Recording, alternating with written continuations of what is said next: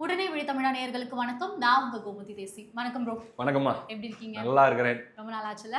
ரொம்ப நாள் இல்ல, 2 நாள் ஆச்சு. 2 நாள் ஆச்சு. ஓகே. இப்போ ரீசென்ட் டைம்ல வந்துட்டு திமுக அவங்க வந்துட்டு நெறைய மக்களுக்காக நெறைய நலன் திட்டங்கள பண்ணிட்டு இருந்தாங்க. வீடு தேடி வரதாகட்டும், அரசாங்கமே வீடு தேடி வர அளவுக்கு உங்களுடன் ஸ்டாலின், நலன் காக்கும் ஸ்டாலின் அந்த மாரி பல விஷயங்கள வந்து பண்ணிட்டு இருந்தாங்க. இதுக்கெல்லாம் ஃபுல் ஸ்டாப் வைக்கிற மாரி ஒரு விஷயம் வந்து நடந்திருக்கு. பாத்தீங்களா? பாத்திருப்பீங்க. ஆப்வியஸா பாத்திருப்பீங்க. என்ன செய்தி சொல்லுங்களேன். நானே சொல்ற மாதிரியும் இதெல்லாம் பண்ணக்கூடாது. லைக் அரசியல் கட்சி தலைவர்களோட பெயர்ல எந்த ஒரு திட்டங்களும் வந்துட்டு கொண்டு வரக்கூடாது அப்படின்ற மாதிரி சொல்லியிருக்காங்க. ஏன் கொண்டு வரக்கூடாது? அவங்களா சொல்ல மாட்டாங்கம்மா. நீதிமன்றத்துல, உயர் நீதிமன்றத்துல இன்னைக்கு ஒரு உத்தரவு வந்திருக்குது. என்ன அப்படின்னா, இதுக்கு முன்னாடி ஓரணியில் தமிழ்நாடுன்னு சொல்லி கொண்டு வந்து ஓடிபி கேட்டுட்டு இருந்தாங்க இல்லையா? முதல்ல குறுக்கு வந்து அதுக்கு ஒரு தடையை போட்டாங்க. அதுக்கு அடுத்து பாத்தீங்கன்னா உங்களுடன் ஸ்டாலின் அப்படின்னு சொல்லி ஒரு திட்டம். என்னன்னா, உங்களுக்கு தேவையான அனைத்து சேவைகளும் வீட்டிலேயே வந்து செய்யப்படும். நீங்க பாட்டுக்கு வீட்டுல படுத்துக்கிட்டு விட்டத்தை பார்த்த மாதிரி இருந்தீங்கன்னா போதும், நாங்களே வந்து உங்களுக்கு ஹலோ எதனா வேணுமா அப்படின்ற மாதிரி கேட்டு நாங்க எல்லாமே பண்ணி கொடுத்துருவோம் அப்படின்ற மாதிரி நாங்க கொண்டு வரோம். அந்த திட்டத்துக்கு பெயர் உங்களுடன் ஸ்டாலின் அப்படின்னு சொல்லி போட்டிருந்தாங்க. இதை என்ன பண்றாங்க அப்படின்னா, அதிமுக ஏற்கனவே அந்த ஓடிபி விஷயத்துல எப்படி போயிட்டு நீதிமன்றத்துல போய் தடை வாங்கினாங்களோ அந்த மாதிரி இதுல ஒண்ணு கண்டுபிடிக்கிறாங்க. நீங்க ஒரு திட்டத்தை கொண்டு வரீங்கன்னா அதுல இருக்கிற வழக்கம் அல்லது வந்து சட்டம் என்ன அப்படின்னா, உயிரோடு இருக்கக்கூடிய தலைவர்களுடைய பெயரையோ மறைந்த தலைவர்களுடைய புகைப்படத்தையோ பயன்படுத்தக்கூடாது. அது போக கட்சியுடைய கொடியோ லோகோவோ அல்லது அதை குறிக்கிற மாதிரியான எதையும் பயன்படுத்தக்கூடாது அப்படிங்கிற ஏற்கனவே விதிமுறைகள் இருக்குது. அதுக்கு அப்பாற்பட்டு இவங்க என்ன பண்ணிட்டாங்க அப்படின்னா, உங்களுடன் ஸ்டாலின் அப்படின்னு சொல்லி நிகழ்ச்சிக்கு பேர் வச்சு, அதாவது அந்த நிகழ்ச்சினே வருது பாருங்க, இவங்க பண்றது போற ஒரு பர்ஃபார்மன்ஸ்னே என் மைண்ட்ல செட் ஆயிடுச்சுமா. அந்த திட்டத்துக்கு ஒரு பேர் வச்சு அதுல வந்து கருணாநிதி அவர்களுடைய புகைப்படம்லாம் கூட ஆட் பண்ணியிருந்தாங்களாம். கொண்டு போயிட்டு நாங்க பண்ண போறோம்னு சொல்லி பெரிய விளம்பரம், ஐயா ஸ்டாலின் அவர்கள் வந்து கம்பீரமா நிக்கிற மாதிரியான ஒரு போட்டோ எல்லாம் போட்டு கொண்டு போறாங்க. இதை அதிமுகவில் இருக்கக்கூடிய சி.வி. சண்முகம் முன்னாள் சட்டத்துறை அமைச்சர் அவர் சார்பில் ஒரு வழக்கு தொடரப்படுது. தொடர்ந்து இது தப்பு அப்படின்னு சொல்லி அது விசாரணைக்கு வரும்போது விசாரித்த உயர்நீதிமன்ற நீதிபதிகள் என்ன சொல்றாங்கன்னா, ஆமா தப்பு தான். எப்படி நீங்க, அதாவதுமா அந்த திட்டத்துக்கு தடை இல்லை, நீ என்ன திட்டம் வேணா கொண்டு வந்துக்காங்க, பெயரை பயன்படுத்தக்கூடாது. உங்களுடன் டேஷ் அந்த இடத்துல ஸ்டாலின் வரக்கூடாது, வேற எதையாச்சும் பேரை பயன்படுத்திக்காங்க, ஏன்னா சட்ட விதிமுறைகள் அது தப்பு அப்படின்னு சொல்லி அதுக்கு இப்போ பயன்படுத்துறதுக்கு தடை அப்படின்னு தான் கொண்டு வந்திருக்காங்க. அடுத்ததாக இது வரும்போதே அடுத்த லைன் அப்ல இன்னொன்று வச்சிருந்தாங்க இறக்குறதுக்கு, நம்பாளுங்க ரெடியா நலம் காக்கும் ஸ்டாலின் அப்படின்னு சொல்லி டாக்டர் கெட்டப்லாம் போட்டுக்கிட்டு நம்பாள் ரெடியா இருந்தாரு, இறங்குறண்டா அடுத்த கெட்டப்ல அப்படின்ட்டு. அது இதுக்கு தடையும் போது அப்ப அடுத்து அதுக்கும் தடை தான். இப்ப நலம் காக்கும் டேஷ் அப்படின்னு சொல்லி இப்ப அந்த இடம் வந்து மொட்டையா நிக்குது. என்ன பேர் வைக்கலாமா சொல்லுங்கம்மா? இது வந்து கான்ட்ரோவர்சியா நீங்க கொண்டு போறீங்க. இல்லம்மா, பேர் தான் பயன்படுத்தக்கூடாது. நீங்க நல்லா பாத்தீங்கன்னா தெரியும், இதுக்கு முந்தைய ஆட்சி காலங்கள்ல திமுக ஆட்சியிலே கருணாநிதி அப்படின்ற பேர்ல வந்து திட்டத்தை அறிவிக்க முடியாது. ஆனா கலைஞர் அப்படின்ற பேர்ல நிறைய திட்டத்தை அறிவிப்பாங்க. கலைஞர் காப்பீடு திட்டம், கலைஞர் உரிமை தொகை. அது கரெக்ட் தானே. இப்போ வந்து கலைஞர் காப்பீடு திட்டம், கலைஞர் உரிமை தொகை திட்டம் அப்படின்னா இங்க ஏடிஎம்கேலயும் கூட பாத்தீங்கன்னா அம்மா உணவகம், அம்மா உப்பு, அந்த மாதிரிலாம் நிறைய வந்துட்டு இருக்கோம். அதாம்மா, அம்மாங்கிறது யாரை குறிக்கும்? நீங்க சொல்றது கரெக்ட் தான். அம்மான்றது வந்து இட்ஸ் நாட் லைக் ஒரு பர்சனை குறிக்கிறது கிடையாது. ஆனா தமிழ்நாட்டுல அம்மா சொன்ன உடனே அரசியல்ல வந்து அவங்க ஞாபகம் வரும். அது வந்து அவங்களுடைய டெக்னிக்னு வச்சுக்கோங்களேன். கலைஞர் அப்படின்றது யாரை குறிக்கும்? எந்த கலைஞரை வேணா குறிக்கும். ஆனா இங்க அரசியல்ல கலைஞர் அப்படின்னாலே கருணாநிதி அவர்களை குறிக்கிறதால அவங்க டெக்னிக்கா பேர் வச்சுக்கிட்டாங்க. இப்ப இருக்கக்கூடிய திமுகல இருக்கக்கூடிய அந்த இன்டெலெக்சுவல் குரூப்புக்கு இந்த நுணுக்கம், இந்த சூட்சமும் தெரியல. அப்படின்னு பார்த்தா நலன் காக்கும் அப்பா அந்த மாதிரி ஏதாவது வச்சுக்கலாம்ல. ஆப்வியஸா சொல்லிட்டீங்களேம்மா, நலம் காக்கும் அப்பா அப்படின்னு சொல்லி வானத்தை போல விஜயகாந்த் மாதிரி இப்படி கூட அவர் நிக்கலாம். ஆனா வந்து அது நிக்க தவறிட்டாங்க. இப்ப வேணா அப்படி பேரை மாத்திக்கிட்டாங்கன்னா ஒன்னும் சொல்ல மாட்டாங்க. நலம் காக்கும் அப்பா, உங்களுடன் அப்பா, நாங்களே ஹிண்ட் கொடுக்குறோம். பாருங்க, நீங்க ஐடியா கொடுத்துறீங்க. ஆனா வச்சாங்கன்னா அதுக்கு இன்னும் வாங்கி கட்டுவாங்க. ஏன்னா ஒரு தடவை அவர் அப்பான்னு சொன்னதுக்கு அப்பா அப்படின்னு சொல்லி பல கேள்விகள் எல்லாரும் கேட்க ஆரம்பிச்சிட்டாங்க. ஒரு பிரச்சனை இருந்தாலும் எங்கப்பா. இப்ப வரைக்கும் நிறைய பேர் வந்து ஸ்டாலின் அவர்களை அப்பான்னு தான் கூப்பிட்டு இருக்காங்க. என்ன நினைச்சிருக்கீங்க நீங்க? நிறைய இளைஞர்கள் இப்ப கூப்பிட்டு இருக்காங்க. என்ன நினைச்சிட்டு இருக்கீங்க நீங்க? உண்மையா சீரியஸா ப்ரோ? கூப்பிட்டு என்ன சொல்றாங்க? அப்பா இந்த மாதிரி நாங்க பிரச்சனையில மாட்டிக்கிட்டோம், இதெல்லாம் பண்ணுங்க அந்த மாதிரிலாம் கேக்குறாங்க. ஒரு இஷ்யூ வந்துச்சு அப்படின்னா அவங்களதான் கூப்பிடுறாங்க தகப்பா அப்படின்ற மாதிரியா? அந்த மாதிரி சொல்லலாம். சரி, ரைட், அப்படி வைக்கலாம். உங்களுடன் தகப்பன் அல்லது வந்து நலன் காக்கும் தகப்பன் அப்படின்ற மாதிரிலாம் வேணா வச்சுக்கலாம். ஸ்டாலின் அப்படின்ற பெயரை பயன்படுத்தக்கூடாதுன்னு சொல்லி அதுக்கு ஒரு முட்டுக்கட்டை போட்டிருக்காங்க. இதை வந்து பாருங்க, ஒரு உயர் நீதிமன்றம் ஒரு உத்தரவு கொடுக்குது. சரி, உத்தரவு கொடுத்தாங்க அப்படின்னா அதை மாத்திட்டு போக வேண்டியது தானே. இது ஒரு முக்கியமான பிரச்சனை அப்படின்ட்டு திமுக இதை அவசர வழக்காக உடனே விசாரிக்கணும், இது நாங்க அப்பீல் பண்றோம் அப்படின்னு சொல்லி மறுபடியும் நீதிமன்றத்துக்கு போயிருக்காங்க. ஓகே. அப்பெல்லாம் விசாரிக்க முடியாது, கிளம்புன்னு சொல்லி அனுப்பிச்சு விட்டாங்களாம். ஓகே. அப்பெல்லாம் அவசர வழக்காலம் எடுக்கிற அளவுக்கு தலை போற பிரச்சனை கிடையாது. ம். அதனால அப்படியே வைங்க, மூட்டை கட்டி வைங்க அப்படின்னு சொல்லி அனுப்பிச்சு விட்டுருக்காங்க. இதுதான் இந்த விஷயத்துல இப்ப இருக்கிற அப்டேட். ஓகே. இப்போ வந்து இது என்னுடைய கேள்வி இல்ல, மக்களுடைய கேள்வி. இது என்ன அப்படின்னா, இதுக்கு முன்னாடி உங்களுடன் ஸ்டாலின் நலன் காக்கும் அப்படின்ற அந்த விஷயம்லாம் வந்து வந்துட்டு இருக்கு. அப்கமிங்ல நிறைய விஷயம் கொடுத்துட்டு இருக்காங்க. இப்போ இந்த திட்டம்லாம் இல்ல அப்படின்னா மக்கள் திண்டாடிட மாட்டாங்களா? ஐயோ எந்த திட்டமே இல்லையே அப்படின்ற மாதிரி ஒரு இந்த திட்டம்லாம் வர்றதுக்கு முன்னாடி நல்லா இருந்துட்டாங்களா ரொம்ப? அவங்க கேட்பாங்கல்ல. இப்போ ம். வந்து டிஎம்கேல என்ன கேள்வி வருது அப்படின்னா, இந்த திட்டத்தால தான் நாங்க வந்து மக்களுக்கு ஏதாவது திட்டத்தை பண்ணணும்னு செயல்படுத்துறதுல எந்த பிரச்சனையுமே இல்ல. ம். அங்க ஸ்டிக்கர் ஓட்டதான் பிரச்சனை. அந்த ஸ்டிக்கர் ஓட்டுறதும் கூட அது ஒரு டெக்னிக்கலா ஒட்டிக்கணும். ம், ம், ம், ம். இவருடைய புகைப்படத்தை பயன்படுத்தலாம், இவருடைய பெயரை பயன்படுத்தக்கூடாது, ம். இவங்க அப்பாவுடைய அடைமொழியை பயன்படுத்தலாம், ஆனா இவங்க அப்பாவுடைய புகைப்படத்தை பயன்படுத்தக்கூடாது. இப்படி பல சட்டங்கள் இருக்குது. ம். அதெல்லாம் கரெக்டா அப்ளை பண்ணாங்கன்னா அவங்க திட்டத்தை செயல்படுத்தலாம். என்னமா திட்டம்? ஓகே. இப்ப 8 மாசத்துல தான் வந்து அந்த திட்டத்தெல்லாம் வந்து நடைமுறைப்படுத்தி எல்லாத்தையும் செஞ்சு முடிச்சிட போறாங்களா? இல்ல. எலெக்ஷன் டைம்ல நாங்க ஏதோ ஒண்ணு கொண்டு வரோம் அப்படின்னு காட்டுறதுக்காக தான். ம். அதுக்கு அடுத்தடுத்து அதிமுக அவங்களுடைய முட்டுக்கட்டைகளை கோர்ட் மூலமா போட்டுக்கிட்டு இருக்காங்க. அவ்வளவுதான். இப்போ இந்த திட்டத்தால டிஎம்கேவோட ஓட் ரேட்ஸ் ஏதாவது கம்மியாகும் அப்படின்ற மாதிரி யோசிக்கிறீங்களா? எல்லாம் ஒண்ணு இல்லம்மா. ஆனா ஒண்ணு, இந்த திட்டத்தால ஓட் பர்சன்டேஜ் ஏறாது. ஓகே. அவங்க எடுத்துட்டு வர எல்லாமே ஃபிளாப். ஓகே. ஓரணியில் தமிழ்நாடு எடுத்துட்டு வந்தாங்க, சுத்தமா அது எடுபடவே இல்லை. ம். பேசும்போது தான் ஒரு 2 நாளைக்கு முன்னாடி இப்ப இவரு வியூக வகுப்பாளர், அரசியல் விமர்சகர் ஹரிஷ் அவர்கள்கிட்ட நான் பேசிட்டு இருந்தேன். பேசும்போது தான் அவரு ஒரு முக்கியமான ஒரு கருத்து சொன்னாரு. வெளியே ஊடகத்துல வந்து 1.5 கோடி பேர் 2 கோடி பேர் சேர்த்துட்டோம் ஓரணியில் தமிழ்நாட்டுல அப்படின்னு சொல்லி அந்த திட்டத்தின்படி திமுக காரங்களா சேர்த்துட்டோம்னு சொல்லிட்டு இருக்காங்க. ஆனா உண்மை என்ன அப்படின்னா அவங்க டார்கெட் வச்சதே ஒரு தொகுதிக்கு 1500 பேர் தான். ஓகே. ஒரு தொகுதிக்கு 1500 பேரை உடன்பிறப்பா சேர்த்துட்டாலே சாதனைன்ற மாதிரி தான் அவங்க நினைச்சு போயிருக்காங்க. ம். ரிசல்ட் என்ன தெரியுமா? ம். தொகுதிக்கு 500 பேர் கூட சேர்க்க முடியல. ஓகே. அப்போ உண்மை என்னன்னா 1,00,000 பேர் கூட அவங்களால உடன்பிறப்புகளாக திமுக உறுப்பினர்களாக சேர்க்க முடியல. ம். ஆனா கணக்கு காட்டும்போது பல லட்சக்கணக்கில் அப்படி காட்டிட்டாங்க. இதுதான் உண்மை. ஸ்டிக்கர் மட்டும் சும்மா ஆளு வீட்டுல தூங்கிட்டு இருக்கிற நேரம் பார்த்து ஒட்டிட்டு ஓடிட்டாங்க பொழுது. ம். ஆனா ரியாலிட்டி அப்படி ஒரு ஃபிளாப் அது அந்த திட்டம்.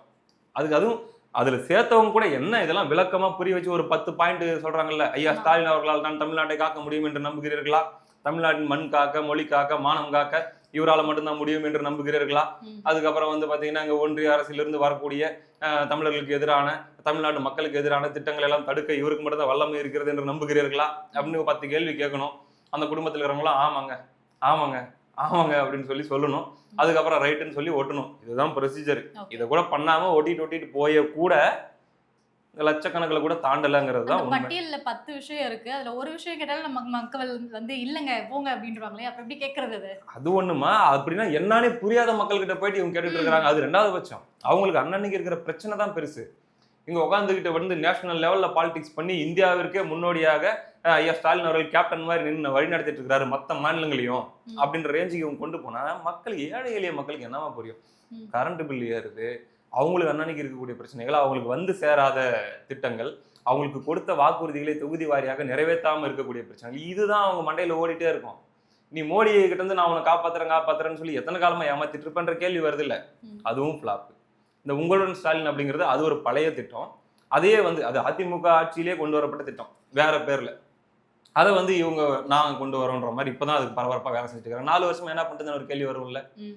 அதுக்கடுத்து பாத்தீங்கன்னா இது இப்ப இல்லம் தேடி மருத்துவம் அப்படின்னு சொல்லி இதுக்கு முன்னாடி வந்த ஒரு திட்டத்தை தான் நலம் காக்கும் ஸ்டாலின் அப்படின்னு சொல்லி வேற ஒரு ஒரே மாவு தான். அதையே கரைச்சி வந்து நீங்க வந்து சாதாரண தோசையை போட்டீங்கன்னா நான் கொஞ்சம் லைட்டா மேல வெங்காயம் கேரட்லாம் தூவி விட்டு அதை புதுசா உங்களுக்கு ப்ரெசென்ட் பண்ணிடுவேன் அப்படிங்கிற ரூட்ல தான் எடுத்துட்டு வர எல்லாமே ஃபிளாப் ஆயிட்டு இருக்குது. ம். அங்கதான் திமுக ரொம்ப ஐசியூல போயிட்டு இருக்குது அப்படின்ற மாதிரி சொல்றாங்கம்மா. ம். இதுதான் இவர்களுடைய நிலவரம். இப்ப அந்த பெயர் கூட பயன்படுத்த முடியாதுங்க. ஏழை எளிய மக்களுக்கான அரசியலை திமுக பண்றது இல்ல. கண்டிப்பா பண்றது இல்ல. ஓகே. இத வந்துட்டு ஆதங்கமா வெளிப்படுத்துறீங்களோ? ஆதங்கமா மட்டும் இல்ல, மக்களுடைய குரலாவே அதுதான் இருக்குது. நம்ம நான் ஒண்ணும் இல்ல, கிளீன் பண்ற அக்காங்க கிட்ட நான் எப்பவுமே பேச்சு கொடுப்பேன். ம். நல்லா பேசுவாங்க என்கிட்டயும். அப்படி பேசும்போது எல்லாமே ஒரு மாதிரி வெறுப்பா பேசுறாங்கம்மா. புரியுது. பொதுவா சென்னையில வந்து திமுகவுக்கு ஆதரவு அதிகம்ன்ற மாதிரி நம்ம கேள்விப்படுறோம். ஆனா சென்னையிலேயே நம்ம அப்படியே பேசும்போது, இயல்பா பேசும்போது பாத்தீங்கன்னா ஒரு மாதிரி வெறுப்பாவும் கடுப்பாவும் தான் பேசுறாங்க. ஐயா போப்பா சாமி, என்ன அவங்க பிள்ளைக்கு அடுத்து இந்த பதவியை கொடுத்துட்டு போகணுன்றதுக்காக அரசியல் பண்ணுகிறாங்க, இது கூட நமக்கு புரியாதா அப்படின்னு சொல்லி சாதாரண நம்முடைய மக்கள் வந்து அதை சொல்றதை நம்மளால பார்க்க முடியுது. ஓகே. இதை தொடர்ந்து வந்து இன்னொரு பக்கம் வந்துட்டு திமுகவுக்கு இன்னொரு பலம் சேர போறதா யானை பலம், யானை பலம், குதிரை பலம், நல்லா பலாப்பழம் சைஸுக்கு ஒரு பழம் அந்த மாதிரி இன்னொரு பலம் சேர போறதா சொல்லிருக்காங்க. அந்த பலம் யாரு என்ன அப்படின்னு ஐடியா இருக்கா? பலாப்பழம் நான் ஹிண்ட் கொடுத்துட்டேன். சொல்லிட்டீங்க. இந்த கேள்வி வந்துட்டு மக்களும் கேட்டிருக்காங்க, நிறைய பேர் வந்து சொல்லியிருக்காங்க. லைக் நிறைய காசிப்ஸ்லாம் மக்கள் இருக்கும்ல. எல்லாம் கேட்டிருக்க மாட்டாங்கம்மா. இந்த அரசியல் விமர்சகர்கள் அல்லது வந்து அரசியலையே பார்த்துட்டு இருக்கிற நம்மள மாதிரியான ஆட்கள் வேணா கேட்டிருப்பாங்க. நிறைய காசிப்ஸ்லாம் ம். இருக்கும்ல. ஓகே உண்மையாவே வரப்போறாரா? ஏன்னா காலையில, மதியானம், நைட்டுன்னு ம். 24 மணி நேரமும் அவர் கூட டைம் ஸ்பெண்ட் பண்றதுல ரொம்ப உறுதியா இருக்கிறாரு. யாருமா? பன்னீர்செல்வம் அவர்கள் வந்துட்டு ஸ்டாலினை தொடர்ந்து சந்திக்கிறதாகவும் பேசப்பட்டிருக்கு. சோ தொடர்ந்து சந்திக்கிறதால ஏதாவது லிங்க் இருக்குமா? சரி 2-3 நாளைக்கு முன்னாடி என்ன பண்ணாரு? ஒரு லெட்டர் ஒண்ணு போட்டாரு. ம். யாருக்கு போட்டாரு?